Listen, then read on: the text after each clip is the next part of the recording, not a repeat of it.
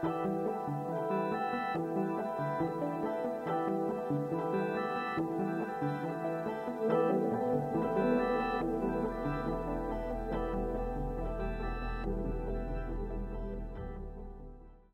you, Dr. Vandana Shiva, for coming to San Jose in this event. Have you enjoyed it so far? Yes, absolutely. Yeah. We had a good turnout yesterday, didn't we? Yeah, and good people. Yeah. People, I think, hungry to hear information, right? Hungry to see how they can perhaps help make some change. Yeah. What I find is a lot of people can't seem to grasp the Bill Gates aspect. A lot of people will think, perhaps who aren't awake as such, would think, oh, he's a philanthropist and things like that. He wants to help humanity. You know, he's got these foundations, he's all this work in Africa.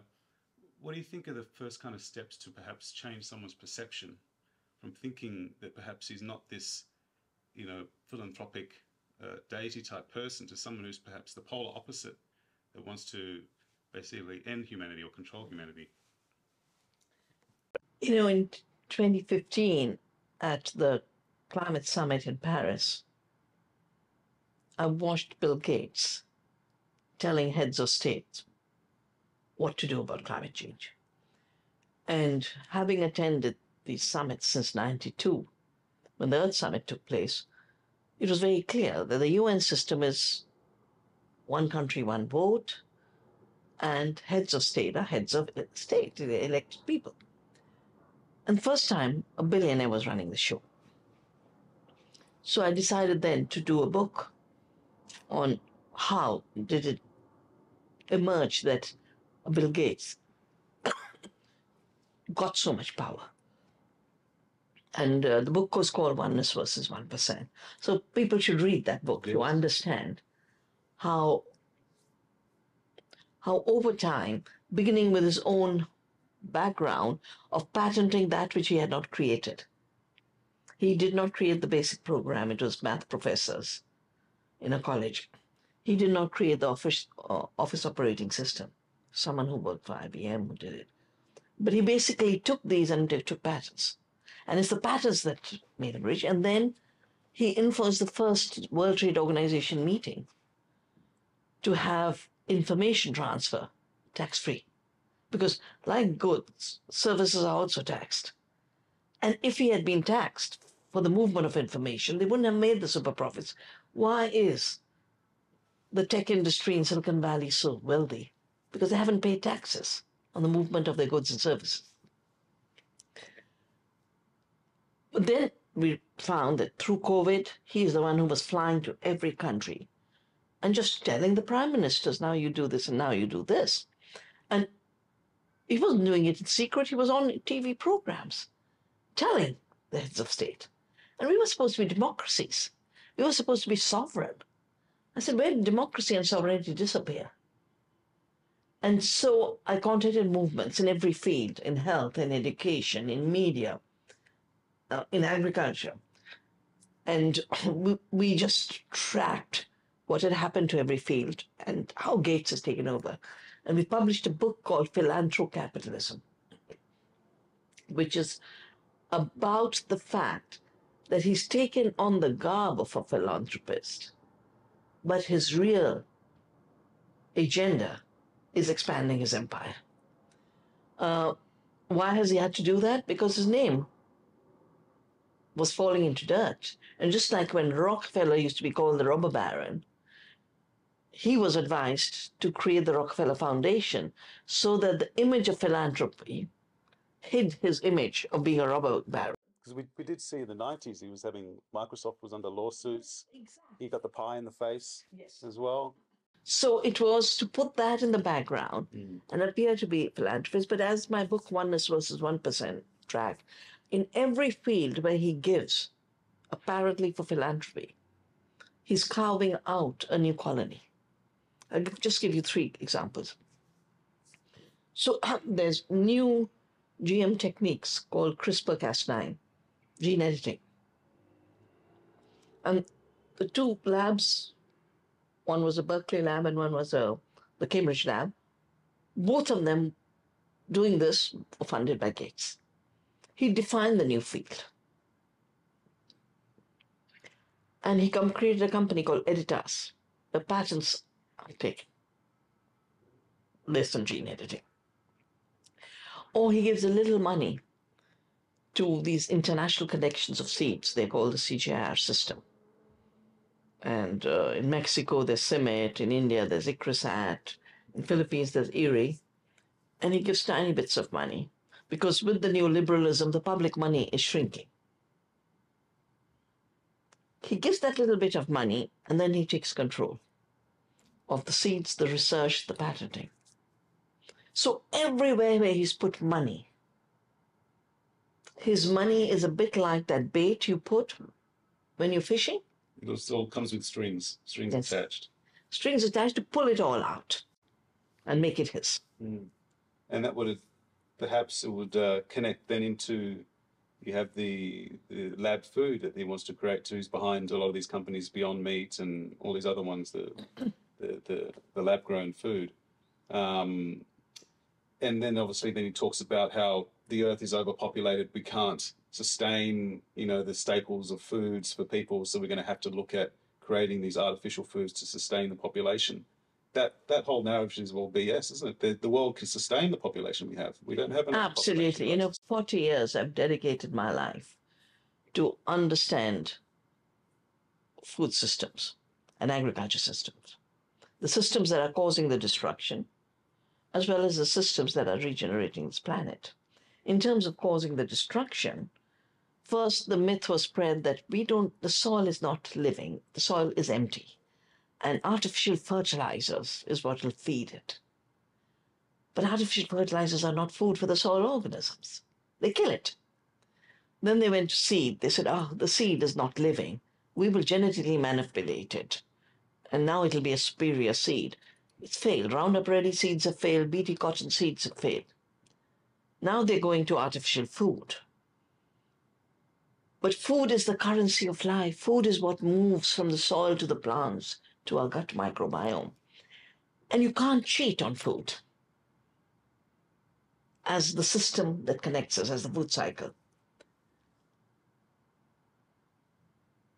So he's continuing the deception on the fertilizers, because at this point we know synthetic fertilizers are responsible for the single biggest greenhouse gas, which is 300 times more damaging than carbon dioxide.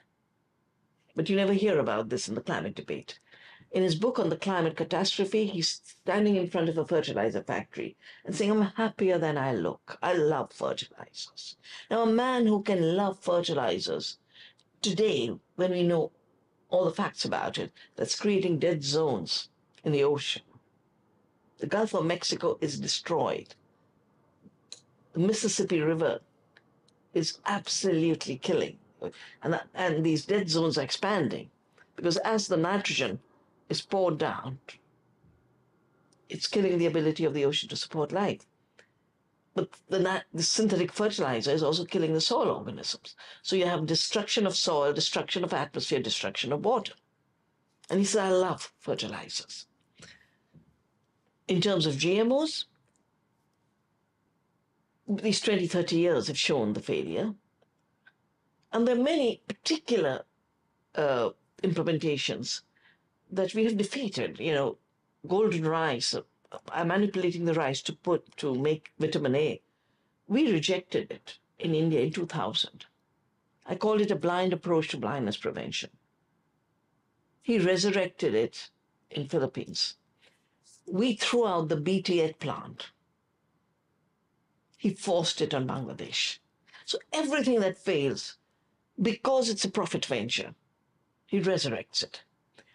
And in India, the Green Revolution had already shown the damages. I wrote a book. My work on agriculture began with looking in 1984 at what was this thing called the Green Revolution. And it had destroyed Punjab, it destroyed the soil, the water. And as the farmer said, it turned us into slaves. He takes the Green Revolution to Africa. It's called the Alliance for the Green Revolution in Africa. And through this, he now wants to own and control the seeds of Africa and force GMOs on all of Africa. He's changing the laws so it's illegal for farmers to save their ancient seeds. They have had no commercial supply. They've had their own supply. Overnight, he's criminalizing their knowledge, he's criminalizing their biodiversity, he's criminalizing their seed. And of course, the latest is fake food.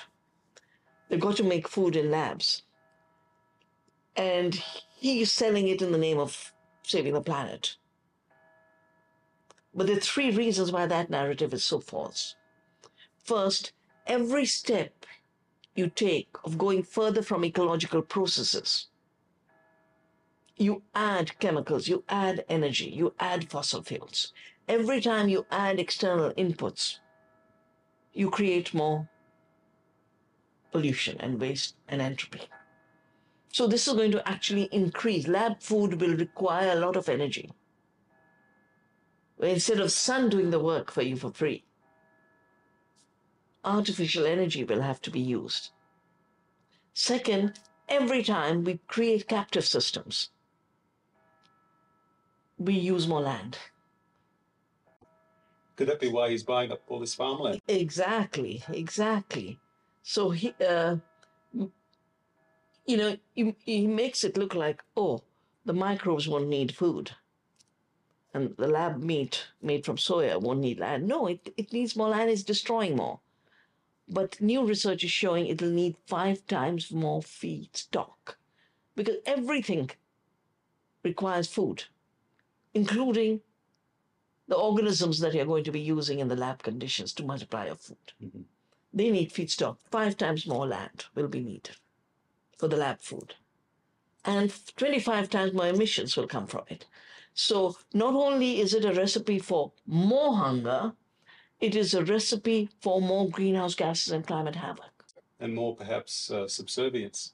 Because of course. I mean, all no choice. But as it is, he has totally split the movement for good food. Because people got confused. Some people who didn't think for themselves are taking that message and saying, well, what do we eat lab food for saving the planet? And then we know 75% of the chronic diseases come from the food we are eating, the ultra-processed food and the chemical food we are eating. We know that's a disaster for health. What will happen when all the food and all the ingredients, new report how the lab food they're making in Silicon Valley or milk, lab milk, has 92 unknown ingredients that have never been tested. What's going to happen to our body? What's going to happen to our health? No testing.